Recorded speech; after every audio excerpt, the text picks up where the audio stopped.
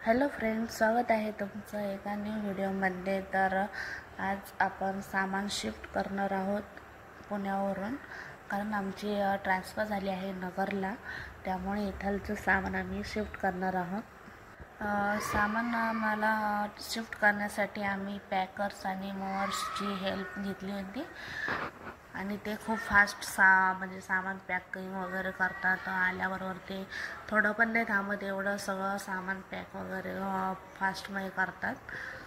तर त्यामुळे मी काही गोष्टी फर्स्ट किचन म्हणजे खूप सर्वात इम्पॉर्टंट आहे, कारण किचनमध्येच सर्वात जास्त रॉ मटेरियल असतं आपल्या डब्यांमध्ये म्हणा किंवा कशामध्ये। त्यामुळे मी किचन साफ करून घेतलं होतं आणि जे आपल्याला नाही लागत सामान ते बाजूला काढून ठेवलं आणि फ्रीज देखील मी पूर्ण साफ करून ठेवलं होतं। त्यामुळे जेव्हा ते सामान पॅक करणार त्या लगेच ते पॅक करून ठेवून देतात, कारण आतमध्ये काही ते बघत नाही काय आहे काय नाही। त्याच्यामुळं मग मी अगोदरच सगळं साफ करून ठेवलं होतं, त्यामुळे बरीच मदत झाली।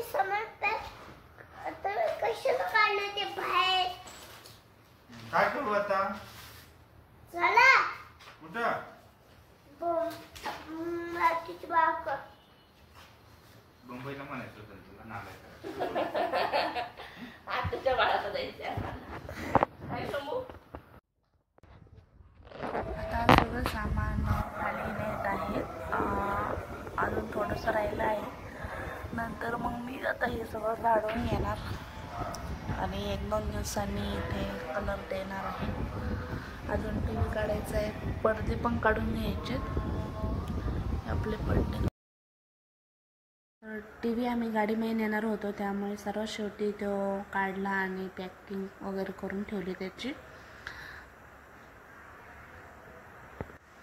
तर हे लोक आल्यानंतर खूप लवकर सर्व सामान त्यांनी पॅक वगैरे करून घेतलं आणि खाली नेऊन देखील त्यांनी ठेवलं, कारण ते 5 जण असल्यामुळे ते खूप फास्ट कामं आवरतात, पटापटा भरतात सर्व सामान। आणि किचनचं मी काचेच्या वस्तू बाजूला काढून ठेवल्या होत्या, म्हणजे ते व्यवस्थित पॅकिंग वगैरे करतील म्हणून।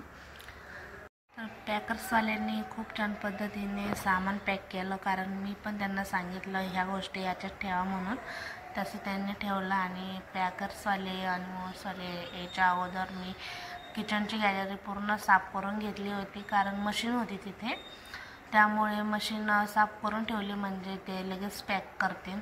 आणि तर हे जे पॅकर्स जे आहेत तर ते यांना किती खर्च येतो किंवा आपलं सामान शिफ्टिंग करण्यासाठी किती खर्च येतो, तर हे ते अंतरावर ठरवतात, किती अंतर आहे तुमचं त्यावर त्याचे पैसे ठरवले जातात। तर आमचं सामान पुण्यावरून शिरूरला येण्यासाठी आम्हाला 24,000 खर्च आला, कारण अंतर पण खूप आहे आणि सामान आमचं एवढं काही जास्त नाही, आम्ही मोजकंच सामान वापरतो, कारण बँकवाल्यांचे ट्रान्सफर हे कायमच होत असते। त्यामुळे आम्हाला जेवढं कमी साहित्य आणि सामान वापरता येईल तेवढं आम्ही कमी वापरतो। आम्ही कोणतीही नवीन गोष्ट जास्त म्हणजे घेत नाही, ज्या गरजेच्या आहेत त्या घ्याव्याच लागतात, पण गरज नसली तर आम्ही त्या गोष्टी घेत नाही। बेड वगैरे आम्ही घेतलेलं नाही आहे, कारण ट्रान्सफर करायचं म्हटलं खूप जास्त त्रास पण आहे आणि त्यामध्ये काही वस्तूंचं हे पण होऊ शकतं, खराब पण होऊ शकतात। त्यामुळे मग आम्ही जास्त सामान वाढवत नाही, कमी सामानामध्येच राहतो आम्ही। या अगोदर आम्ही छत्तीसगडला होतो आणि छत्तीसगडला जाताना आम्ही गावावरून गाडीमध्ये जेवढे भांडे बसणार तेवढेच नेलते आम्ही, म्हणजे तुम्ही विचार करा की किती भांडे नेले असतील, सर्व 5-5 ताटल्या, तांबे, पातेले वगैरे असं सामान नेलं आम्ही। तर 4 वर्षापूर्वी आमची परत एकदा शिफ्टिंग झाली इकडं, तर इकडं आल्यानंतर आम्ही सोफा, फ्रीज आणि एक शोकेस घेतलेला आहे। एवढंच वाढवलेलं आहे कारण ते गरजेचंच होतं, कोणी आल्यानंतर हॉलमध्ये बसायला वगैरे काहीतरी पाहिजे नसतं, त्यामुळे आम्ही सोफा घेतला। नंतर फ्रीजची पण गरज लागली, नंतर शोकेसची पण गरज लागली, तर ह्या 3 गोष्टी आम्ही वाढवल्या।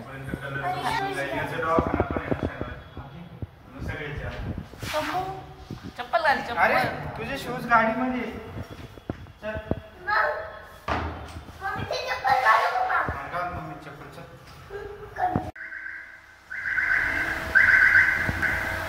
हा द्या काळजी.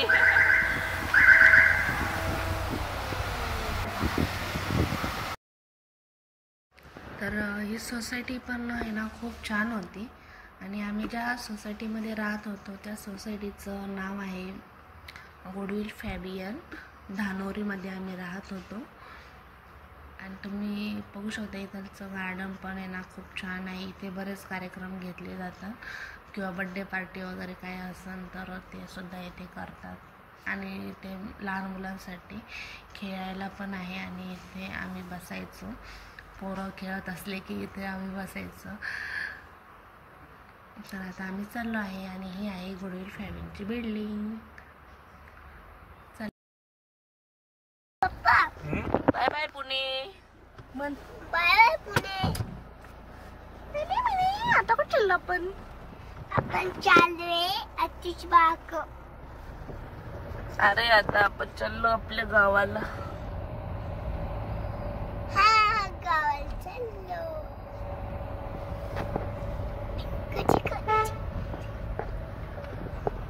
कची काय बाय बाय. आम्ही चालू करणार आहे. येणार आम्ही. काय करणार आहे? आम्ही गावाला खेळणार आहे. काय करणार? अरे दीदी संग मी झोपा खेळत आता. तर शंभू आता झोपी जाणार थोड्या वेळातच आणि मागच्या शीटावर TV ठेवलेला आहे त्यामुळे शंभू पुढच्या शीटावर बसला आहे आणि शंभूचा टायमिंगच आहे संध्याकाळी तो 3-4 नंतर झोपतच असतो. आता बघा झोपी गेलेला आहे आणि नंतर आम्ही पिझ्झा मागवला होता. पिझ्झा खाल्ला आणि नंतर डायरेक्ट शिरोळ. दमल्यासारखं झालं होतं आणि नंतर आम्ही झोपून गेले आणि शंभू पण झोपला होता आणि आता आपण पोचलो आहे आपल्या वृंदावनामध्ये. Welcome to Vrindavan. आता तुम्हाला इकडचीच ब्लॉग पाहायला भेटणार. कुठं चालला शंभू तू? आम्ही चाललोय आमच्या घरात. आपण कुठं आलं माहिती का? वृंदावनला आलो आपण शंभू आपल्या घरात. हा वरती आमच्या बाटल्या घेऊन वर तुम्हाला आम्हाला पाणी प्यायला दे. वरती न्यावं लागतील कुल्ल.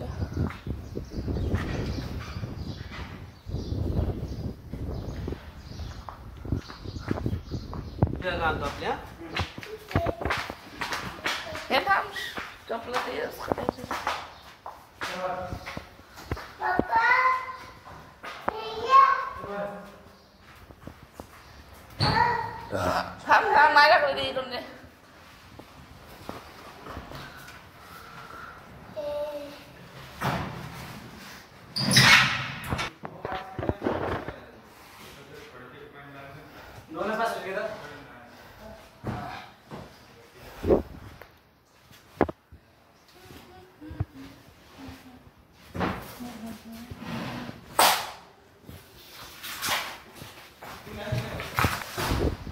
बसला का? आला का सोफा शंभूचा?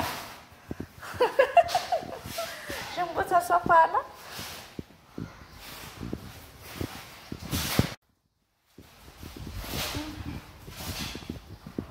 लावण्यात किती पुढं फुटली का?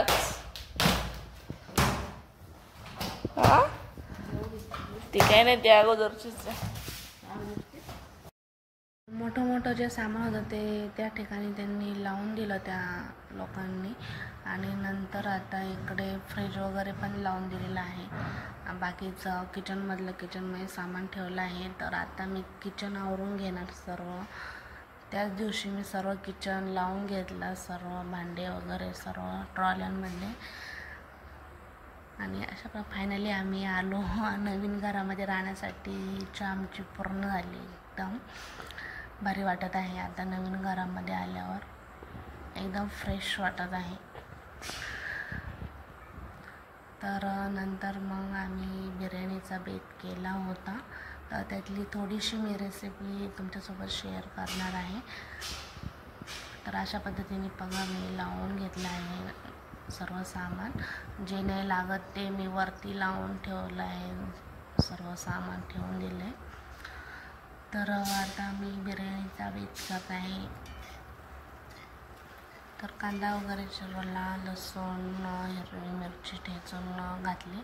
नंतर कांदा परतवला, कढीपत्ता पण टाकला आणि हे सर्व मसाले त्यामध्ये मिक्स केले आणि नंतर फ्राय केले, थोडेसे परतून घेतले.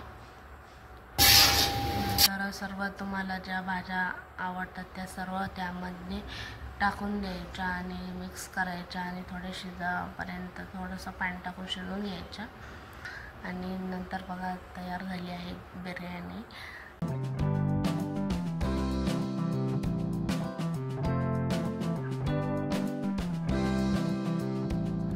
तर आम्ही नेक्स्ट वीकमध्ये पुन्हा एकदा पुण्याला गेलतो आणि त्यांना चावी पण द्यायची होती आणि कलरचं काम देखील पूर्ण झालं होतं. तुम्ही पाहू शकता किती म्हणजे नवीन असल्यासारखंच वाटत आहे. फ्लॅट एकदम फ्रेश वाटते आणि व्हाईट कलर देऊन टाकला होता सगळीकडे. पूर्ण फ्लॅटला कलर देण्यासाठी आम्हाला 10,000 लागले आणि सर्व व्यवस्थित करून दिला. जसा आम्ही घेतला होता फ्लॅट तसाच त्यांना नवीन करून दिलेला आहे. आणि हे कलरवाले ते राहिलेलं त्याचे डाग वगैरे ते साफ करत आहेत. तर अशा प्रकारे आम्ही ज्या फ्लॅटवर राहत होतो त्या फ्लॅटचे सर्व काम व्यवस्थित त्यांना करून दिले, कलर वगैरे करून दिला पहिल्यासारखाच एकदम. आणि मागे जे आहेत ते ओनर आहेत आणि त्यांना पण खूप भारी वाटतं. तर सामान शिफ्टिंगचा आणि पूर्ण फ्लॅटला कलर देण्याचा हा एकच ब्लॉग बनवा असं वाटलं मला, त्यामुळे मी एकच ब्लॉग बनवला. आणि तुम्हाला व्हिडिओ आवडला असेल तर लाईक, शेअर, सबस्क्राईब नक्की करा. आता आम्ही चाललो आहे गावाला. आता तुम्हाला यापुढे गावाकडचेच ब्लॉग पाहायला भेटूया आपण नेक्स्ट ब्लॉगमध्ये. Bye bye.